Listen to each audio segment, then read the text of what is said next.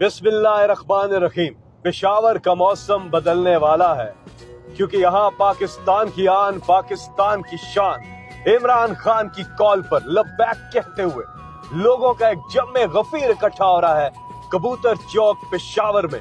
और हम सब मिलकर धांधली के खिलाफ, मैंडेट चोरी के खिलाफ और इमरान खान हमारे ग्रेट लीडर, उनकी रिहाई के हक में हम सब इकट्ठे होकर पुरअमन तौर पर एक जबरदस्त प्रोटेस्ट जो है रजिस्टर करने के लिए जा रहे हैं। आप सब भी पहुंचे कबूतर चौक पेशावर में इमरान खान की कॉल पर लब्बैक कहते हुए।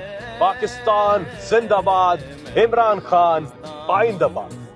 पाकिस्तान है, मैं भी पाकिस्तान हूँ, तू भी पाकिस्तान है।